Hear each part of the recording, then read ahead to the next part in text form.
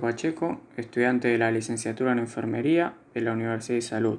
En este video voy a desarrollar los distintos procedimientos para la toma de signos vitales. Los signos vitales son aquellas características físicas que nos ayudan a determinar las diferentes funciones corporales y así de esta manera evitar algún tipo de patología o algún tipo de riesgo de muerte. El examen físico es aquel medio para valorar el estado de salud de un paciente. Se tiene que dar en un ambiente totalmente silencioso, donde no se escuche ningún tipo de ruido y donde haya una buena iluminación. En el caso de que sea una habitación compartida, tiene que haber un biombo para poder separar las habitaciones y que haya una mejor privacidad entre el paciente y el profesional de salud. Los materiales a utilizar son toallas de papel, barra medidora, bata, una hoja de registro para anotar todos los datos, unos guantes descartables, un reloj segundero, termómetro, tensiómetro, linterna, balanza, estetoscopio y una paleta para la lengua.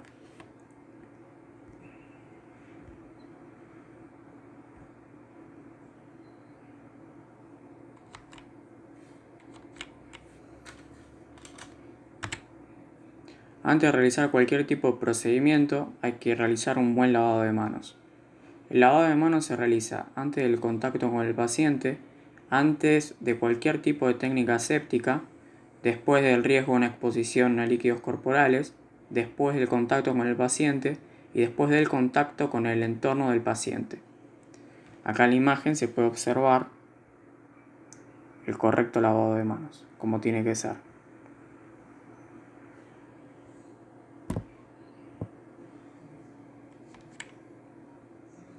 Bueno, luego se realiza un examen físico general. En este examen tendremos que realizar primero, ante todo, nuestra presentación, nombre, apellido, decirle al paciente que somos estudiantes de enfermería. Luego, preguntarle el nombre al paciente y cómo le gustaría que lo llamemos, si tiene algún apodo o por qué tipo de nombre le gustaría.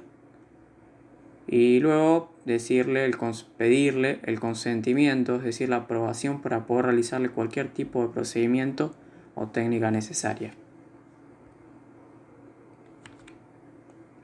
Bueno, los índices antropométricos son pesarlo, saber su peso, saber su altura, medirlo, luego realizarle una medición de la temperatura corporal.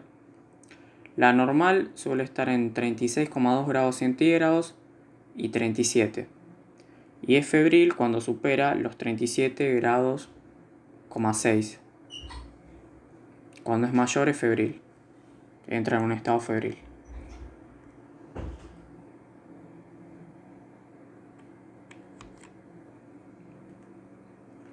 Bueno. La temperatura es aquel equilibrio entre la pérdida de calor y la producción del organismo y se mide en grados Celsius. Los valores normales y alteraciones son febril o pirexia, para llamarlo con una terminología más profesional, si es mayor a 38 grados centígrados. Una hiperpirexia se da a partir de los 41 grados centígrados. Una hipotermia es por debajo de los 36 grados centígrados. Hay distintos tipos de fiebre. Una es la intermitente, cuando es pirexia y temperatura normal, es decir, cuando tiene 38 grados en adelante y 37,6. Remitente es cuando tiene 41 grados Celsius y luego tiene 39. Va variando de esa manera. Y por último, la residuante es cuando tiene un periodo febril por un lapso corto de tiempo. Bueno, acá en la imagen podemos ver termómetro digital, termómetro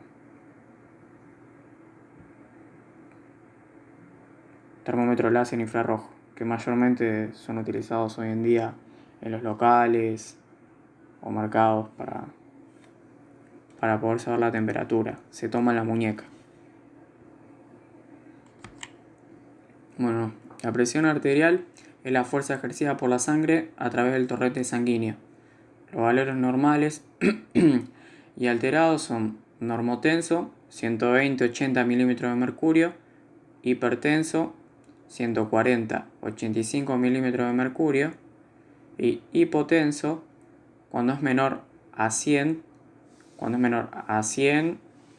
y 60 milímetros de mercurio. 120, en este caso, el primer valor que se da, por ejemplo, normotenso 120, es la presión alta del paciente, es decir, la presión sistólica, y 80 es la presión baja, la presión diastólica. Sistólica es de contracción, diastólica de relajación.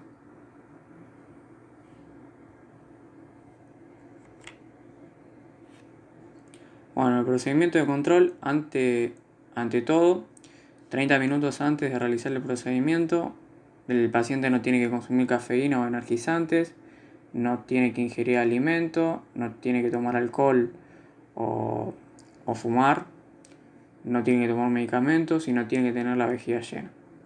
Pues esto, podría alterar la medición, el valor de la medición. Bueno, acá se puede ver el tensiómetro con todas sus partes.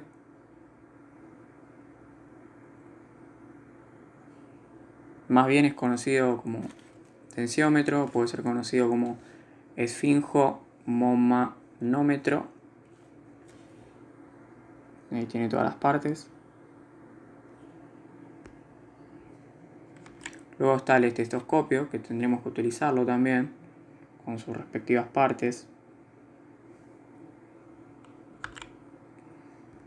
Bueno, acá se explica el procedimiento, que igualmente se va a poder ver en el video. El paciente tiene que tomar asiento y tiene que estirar el brazo a lo largo de la mesa. Hay que ubicar lo que es la arteria braquial para saber dónde se ubica. Luego se coloca el manguito o brazalete. Tiene que estar 2 dedos encima del pliegue del codo. Luego se introduce lo que es la membrana del estetoscopio, en el brazalete, donde está localizada la arteria braquial. Se empieza a presionar, a bombear lo que es la pera, hasta que llega a 200. Luego se va liberando la válvula despacio, y donde se escucha el primer sonido es la presión sistólica. Y el último sonido de todos es la presión diastólica. Estos sonidos son los sonidos de Korokov. Luego se retira el dispositivo y se le dice al paciente su presión, qué tipo de presión tiene.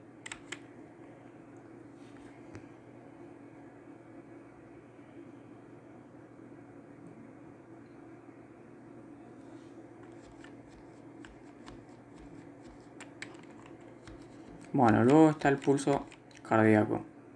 El pulso cardíaco es una onda sanguínea producida por la contracción del ventrículo izquierdo del corazón. Es decir, cuando el corazón eyecta sangre hacia todo el cuerpo. Los valores normales y alterados son normocardia de 60 a 100 latidos por minuto, taquicardia mayor a 100 latidos por minuto y bradicardia menor a 60 latidos por minuto. Bueno, está el pulso apical. El pulso apical mayormente es utilizado para niños y se encuentra ubicado justo por debajo de la tetilla del lado izquierdo.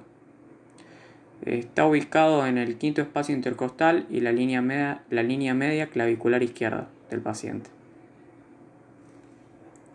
Bueno, nosotros para poder valorarlo tenemos que tener un reloj con segundero, el cual tiene que estar en un minuto, es decir, 60 segundos, y tenemos que ir contando los latidos que sentimos. Recordemos que lo normal es entre 60 a 100 latidos por minuto. También hay otra manera de hacerlo, que es con 15 segundos y luego lo multiplicamos por 4. Y así de esa manera llegamos a 60. O si no, se puede hacer por 30 segundos y luego lo multiplicamos por 2. Depende si queremos realizarlo rápido o no. Bueno, luego está el famoso pulso radial. Hay que colocar el dedo índice y el dedo medio en la muñeca, por debajo de lo que sería el dedo pulgar o dedo gordo, donde se ubica la arteria radial, y se realiza el mismo procedimiento. Con un reloj segundero, en 1 minuto, tenemos que calcular cuántos latidos hay. Y bueno, así de esa manera le damos la terminología correcta de su valoración al paciente. Bueno, luego está la frecuencia respiratoria. La frecuencia respiratoria, o más bien la respiración, es aquel intercambio gaseoso entre la sangre y el aire atmosférico, es decir, de oxígeno y dióxido de carbono. Los valores normales son euneico de 12 a 20 respiraciones por minuto. Taquimneico cuando es mayor a 20 respiraciones. Bradimneico cuando es menor a 20. Menor a 12. Ahí está mal. Menor a 12 respiraciones por minuto. Bueno, también hay otras anomalías o alteraciones como la apnea, que se detiene la respiración por momentos y luego vuelve a retomar su curso con la normalidad, o la disnea, que directamente son complicaciones en la respiración. Bueno, si lo realizamos con el estetoscopio podremos determinar los distintos ruidos respiratorios. Por ejemplo, está el estridor, que es un sonido áspero y penetrante, se escucha durante la inspiración. El estertor, que es una respiración ronca. Sibilancia, que es un sonido sibilante y muy continuo, ocurre durante la aspiración. Y burbujeante, que son sonidos como gorgoteantes que se escuchan cuando el aire atraviesa las secreciones. Bueno, para realizar el procedimiento de valoración de la respiración es muy fácil. Se le pide al paciente que coloque la mano en el pecho y que realice respiraciones, es decir, inspiraciones y expiraciones fuertes. Y con el reloj segundero vamos calculando las respiraciones que tienen por minuto. Y bueno, así de esa manera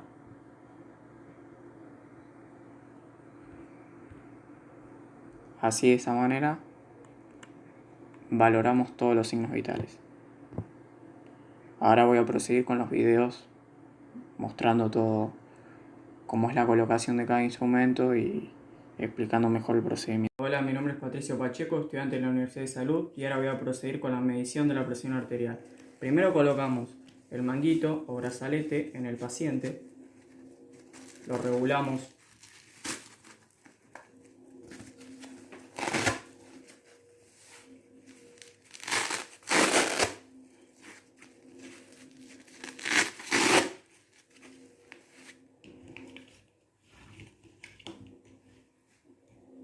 tiene que quedar a 2 dedos del pliegue del codo.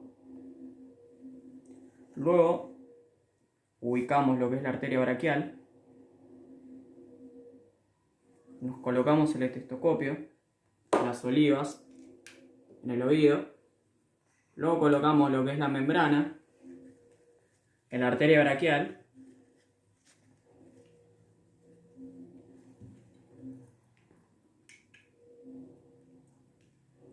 luego bombeamos la pera hasta 200 milímetros de mercurio aproximadamente. Luego soltamos la válvula .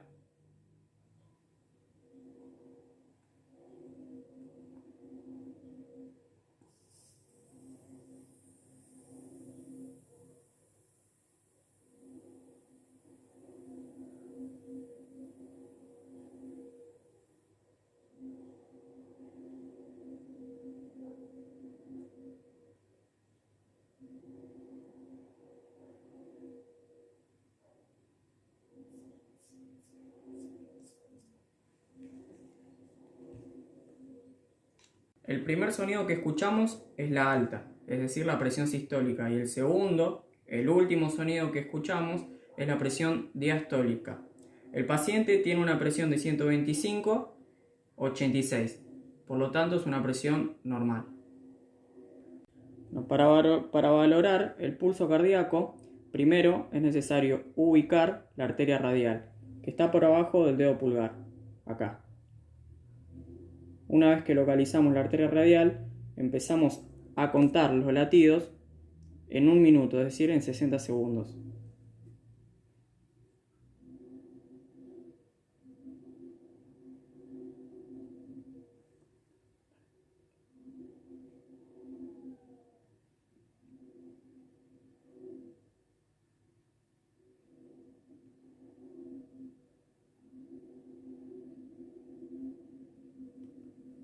El paciente tiene 62 latidos por minuto, es decir, que se encuentra normal, normocárdico. Para hablar de la frecuencia respiratoria se le pide al paciente que tome asiento y que coloque su mano en el pecho y realice una inspiración y exhalación fuerte. Esto lo tenemos que hacer durante 1 minuto y con un segundero. De esta manera vamos a saber la frecuencia respiratoria del paciente.